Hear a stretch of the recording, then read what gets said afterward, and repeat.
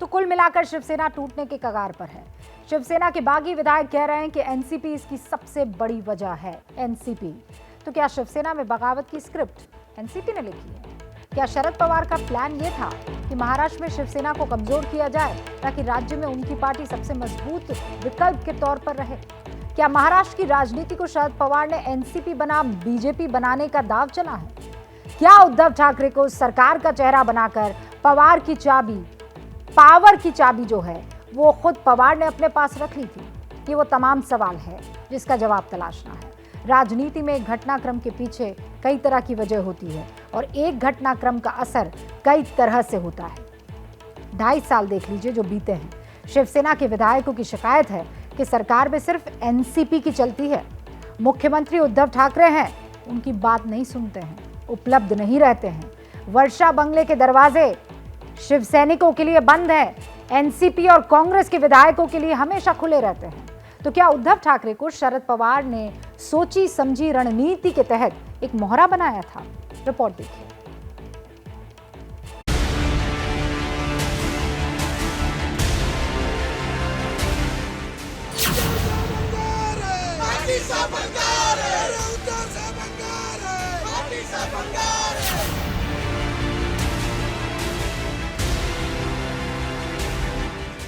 काँग्रेस आणि राष्ट्रवादी हे गेले 25-30 वर्ष आपण त्यांच्या विरोधात ते आपल्या विरोधामध्ये हे लढत आलेलो आहोत।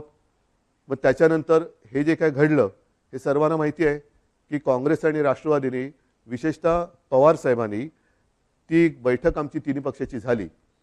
त्या बैठकीमध्ये सगळं ठरलं आणि ते ठरल्यानंतर मला त्यांनी सांगितलं की उद्धव जरा 1 मिनिट बोलायचं आहे आणि बाजूला खोलीत गेल्यानंतर त्यांनी सांगितलं की उद्धव हे सगळं ठीक आहे पण जबाबदारी तुम्हाला घ्यावी लागेल। राजनीति में जैसा दिखता है वैसा होता भी हो ये जरूरी नहीं है। उद्धव ठाकरे जिसे जिम्मेदारी लेना कह रहे हैं, हो सकता है वो सोची समझी रणनीति के तहत उनके सहयोगी दल एनसीपी प्रमुख शरद पवार ने उन्हें दी हो। ठाकरे को चुनावी राजनीति और सरकार चलाने का अनुभव तक नहीं था, न ही शिवसेना में कोई ऐसा अनुभवी नेता उनका करीबी था जिसकी सलाह लेकर वो काम कर सके। ऐसे में शरद पवार की सलाह और उनके निर्देश पर सरकार चलाना ही उद्धव को सही लगा। शायद यही वजह रही कि सरकार का कंट्रोल शरद पवार के हाथ में रहा है। जरा हिस्सेदारी पर गौर कीजिए, तस्वीर साफ हो जाएगी। उद्धव सरकार में 31 कैबिनेट मंत्री हैं। 31 में 10 शिवसेना के हैं, 10 कैबिनेट मंत्री कांग्रेस के हैं और 11 कैबिनेट मंत्री एनसीपी के हैं। शरद पवार ने सरकार का चेहरा उद्धव को बनाकर पावर की चाबी अपनी जेब में रख ली। शरद पवार ऐसे चाहते थे कि कोई ऐसे नेता मुख्यमंत्री बने जो शिवसेना चाहते थे, क्योंकि वो बीजेपी के साथ वही डिमांड किया था कि ये बाला साहेब ने बोल के गया था कि हमें शिवसेना को मुख्यमंत्री होना है, तो वो डिमांड शरद पवार ने मान लिया। बाकी कांग्रेस को भी समझाया अगर बीजेपी को सत्ता से दूर रखना है तो ये गठबंधन बन सकता है जो महाआघाड़ी के नाम पे बना और उद्धव ठाकरे उसका चेहरा बना। ये शरद पवार का ही बना हुआ था। शरद पवार की पार्टी को ज्यादा पावर, मंत्रालयों में ज्यादा दखल, एनसीपी विधायकों को सरकार में ज्यादा तरजीह, यही वो वजह रही जिसने शिवसेना विधायकों को नाराज कर दिया। 1 साल पहले मुख्यमंत्री उद्धव ठाकरे को शिवसैनिक प्रताप सरनाईक ने एक चिट्ठी लिखी थी। उसमें इसका जिक्र किया था। उन्होंने लिखा था, पिछले 1.5 साल में अपनी पार्टी के कई विधायकों से मेरी चर्चा हुई। सबने कहा कि एनसीपी कांग्रेस के विधायकों का काम झटपट हो जाता है। अपना मुख्यमंत्री होने के बावजूद शिवसेना विधायकों के काम नहीं होते। मतलब साफ है कि गठबंधन की जमीन पर एनसीपी ने असंतोष का बीज सरकार बनाने के बाद ही रोपना शुरू कर दिया था। इसका जिक्र कांग्रेस नेता भी करते हैं। एनसीपी का सवाल था कि जो फाइनेंस मिनिस्टर थे जिसके बारे में शिवसेना का भी एमएलए ने इस बात का मुद्दा उठाया कि अजित पवार हमें बहुत तकलीफ देते थे, वही बात हमारे भी सामने आती थी। और हमारे मंत्री जो थे, मंत्री के डिपार्टमेंट में पैसे नहीं देना, उनको तकलीफ देना, इसी तरह का काम होता था और उसके बारे में हम स्पष्ट कहते थे कि ये ऐसा नहीं चलेगा। आखिरी राज्य की जनता के लिए ये सरकार बनाई है। इसका मतलब ये है कि सरकार में अजीत पवार चाचा शरद पवार का एजेंडा चला रहे थे। अब सवाल ये है कि जब सरकार पर इतना बड़ा संकट आया तो उद्धव के संकट मोचक शरद पवार कहाँ गए? कांग्रेस के नेताओं का क्या रुख है? 22 जून को शरद पवार उद्धव से मिले। दोनों की 1 घंटे तक बातचीत हुई। कांग्रेस के संकट मोचक कहे जाने वाले नेता कमलनाथ 1 दिन के लिए मुंबई पहुंचे। कांग्रेस और एनसीपी गहराते राजनीतिक संकट पर कवायद तो करते दिख रहे हैं, लेकिन संदेश साफ है कि शिवसेना टूटे तो टूट जाए, हमें फर्क नहीं पड़ता, क्योंकि ये पार्टी का अंदरूनी मामला है। वो उनका अंदरूनी मामला है और अभी भी जो है जो लोग इधर उधर गए हैं उन्होंने गवर्नमेंट का सपोर्ट नहीं निकाला है, ना ही उस पार्टी के प्रमुख ने जो है उन लोगों को पार्टी से निकाला है। तो उनकी संख्या जो है उतनी है जितना जब गवर्नमेंट फॉर्म किया था। शिवसेना टूटने से न कांग्रेस को फर्क पड़ेगा न एनसीपी को। अगर पार्टी टूटी तो सीधा फायदा एनसीपी को जरूर होगा। 2019 में जब महाराष्ट्र विधानसभा चुनाव हुआ तो शिवसेना ने 56 सीटें जीती। इस चुनाव में शरद पवार की एनसीपी ने 54 सीटें जीती। कांग्रेस को महाराष्ट्र में 44 सीटें मिली थी। यानी महाराष्ट्र में एनसीपी का सबसे करीबी मुकाबला अगर किसी पार्टी के साथ है तो वो शिवसेना है। ऐसे में अगर शिवसेना टूटती है तो फायदा एनसीपी को होगा। कांग्रेस राज्य में पहले ही कमजोर स्थिति में है और ऐसे में महाराष्ट्र की चुनावी लड़ाई बीजेपी बनाम एनसीपी ही रह जाएगी। अल्टीमेटली शिवसेना का पॉलिटिकल एग्जिस्टेंस महाराष्ट्र में वो खतरे में है। उसका एग्जिस्टेंस रहेगा कि नहीं रहेगा ये एक सवाल पैदा हो चुका है।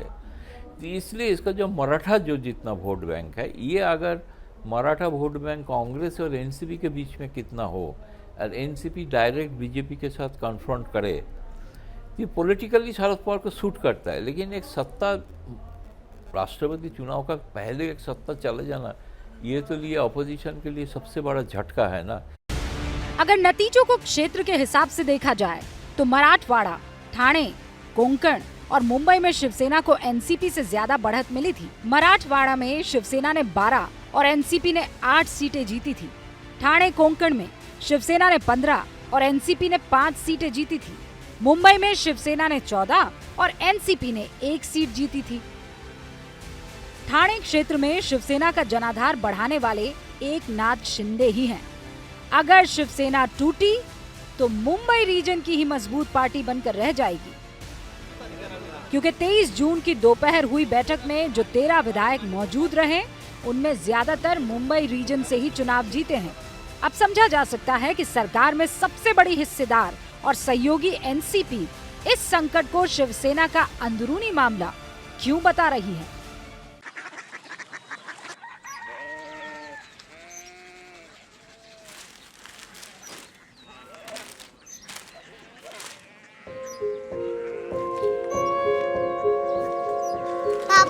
बाबा कोरिया सिटी जानी ना।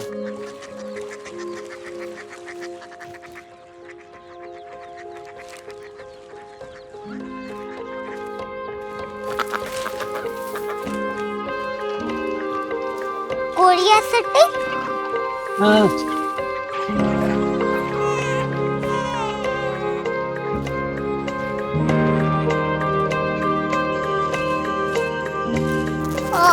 कोरिया सिटी कहाँ पे है? शहर अंग्रेजी लगे हैं।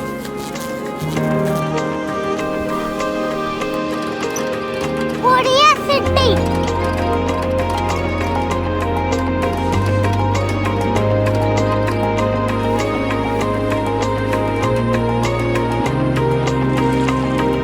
वो बहुत दूर है।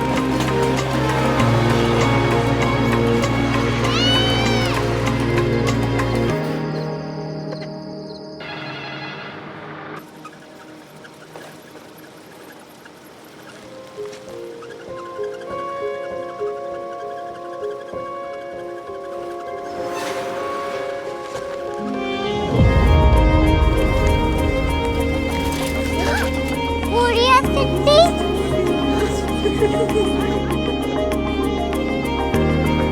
दुनिया कुछ लोग बड़े होते हैं। कोरिया सिटी कहाँ है? प्रोफेसर साहब को पता होगा। हो, ये छोटा वाला ग्लोब लगता है और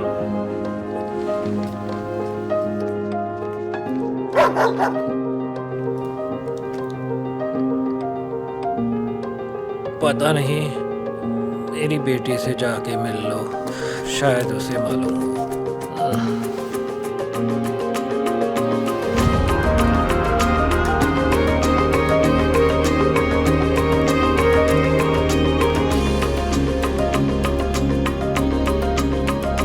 हाय,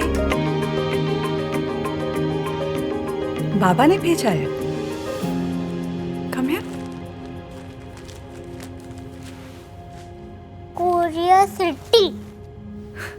कोरिया सिटी नहीं, क्यूरियोसिटी। वो क्या? That's what brought you here? जो तुम्हें यहाँ तक ले आया।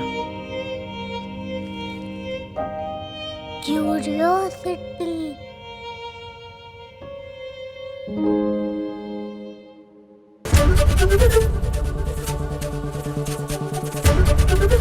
एबीपी न्यूज आपको रखे आगे।